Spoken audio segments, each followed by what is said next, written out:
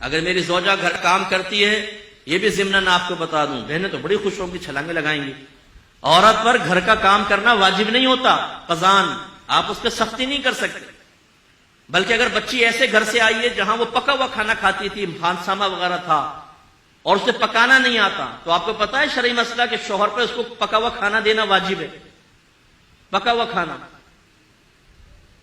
بیوی کے اوپر کپڑے دھونا، برتن دھونا، استری کرنا، بچے سنبھالنا کوئی واجب نہیں ہے، دودھ بھی پلانا ماں پر واجب نہیں ہوتا، ہاں اگر بچہ کسی اور ماں کا دودھ قبول نہ کرے تو الگ بات ہے، پھر اس کو پلانا واجب ہوگا، ورنہ ماں پہ دودھ تک پلانا بچے کو واجب نہیں ہوتا۔ یہ آپ نے دین کبھی سیکھا ہے؟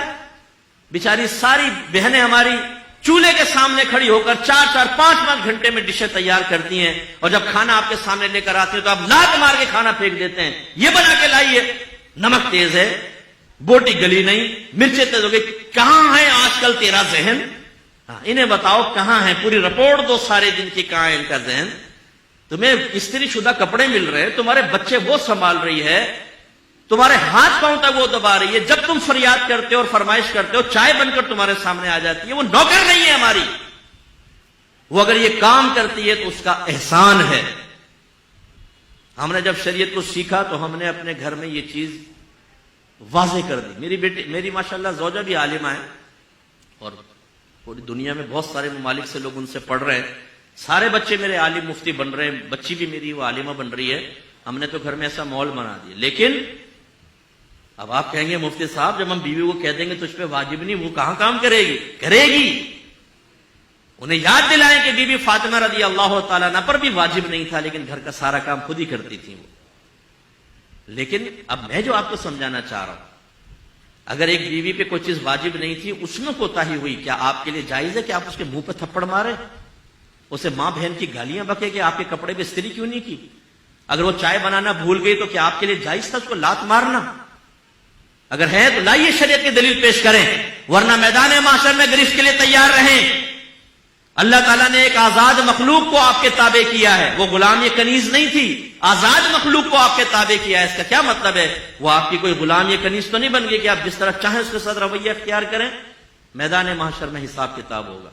میرے آقا نے اپنے آخری خطبوں میں اہم ترین باتیں کی، اسی سے اندازہ کر لیں کہ کتنی اہم بات ہے کہ سرکار نے ارشاد فرمایا، اللہ تعالیٰ نے تمہاری بیویوں کی شکل میں ایک کمزور مخلوق کو تمہارے تابع کیا ہے، میں تمہیں تمہاری بیویوں کے معاملے میں ہمیشہ تمہیں اللہ سے ڈراتا ہوں، تم اللہ سے ڈرتے رہنا، ان پر ظلم مت کرنا۔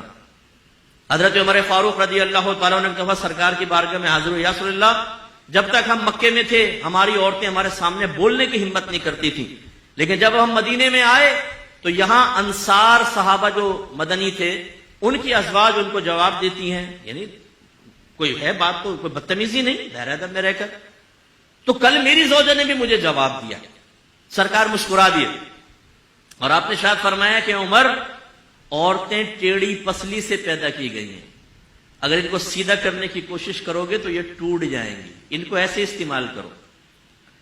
عمر فاروق رضی اللہ تعالیٰ عنہ 6.5 فٹ کا قد، یہ لمبے چوڑے لہیم شہیم، اور آپ یہ کہہ رہے ہیں میری زوجہ میرے ساتھ ایسا کر رہی ہے، سرکار فرما رہے ہیں اللہ نے ان کو ایسا ہی پیدا کیا ہے۔ اس سے بھی ذرا سمجھیے، بعض اوقات زوجہ ایسی ہی ہوتی ہے کہ اگر وہ فرض کر لے کہ آپ سے کوئی بات سخت کہہ دی، کچھ کہہ دی، آپ کے نبی نے کتنی پیاری تلقین کی ہے، درگزر کرو، اپنے یہ ڈھولے شولے بیوی پہ مت آزماؤ کہ جیسے اس نے کہا ایک تھپڑ مارا اس کے منہ پہ لکیریں چھاپ دی اور چلو جی بیٹھ جاؤ اب آرام سے، اب آئندہ کر کے بتا ذرا تو ٹھیک ہے آپ نے بدماشی کر لی۔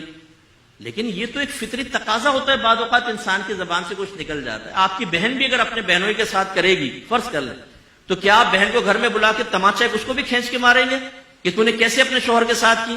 نہیں، آپ تو اس کا پردہ ڈھکیں گے، آپ کہیں گے بھائی یہ بتاؤ میری بہن گونگی ہے کیا؟ تم ظلم کرتے رہو، وہ سہتی رہے، خاموش رہے، کچھ نہ کرے؟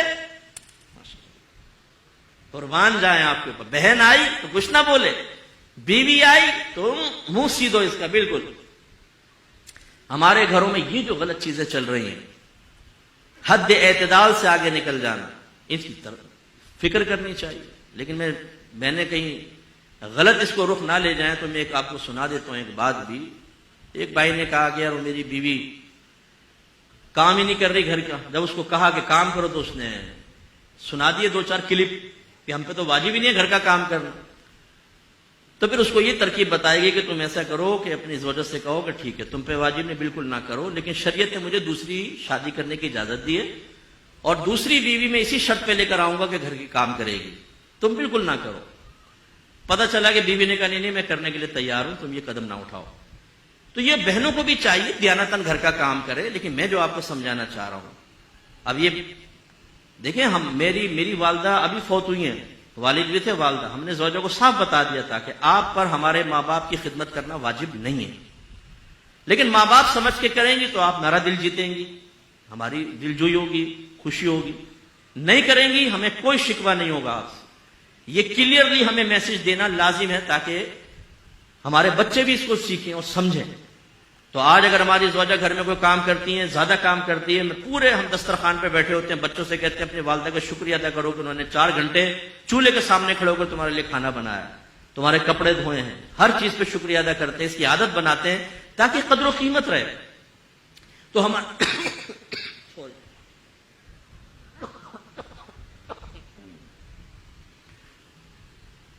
ہمارے گھروں میں جو یہ غلط چیزیں، رسومات، میں رسومات میں لوں گا، خاندانی رسومات میں، کہ بیوی کو دبا کر رکھو، بیوی کو بولنے نہ دو، اگر کچھ بولے تو تھپڑ مار دو منہ پہ، تو ذلیل اور بے عزت کرو بچوں کے سامنے، خاندان والوں کے سامنے. غلط چیزیں، ان کو ختم کریں.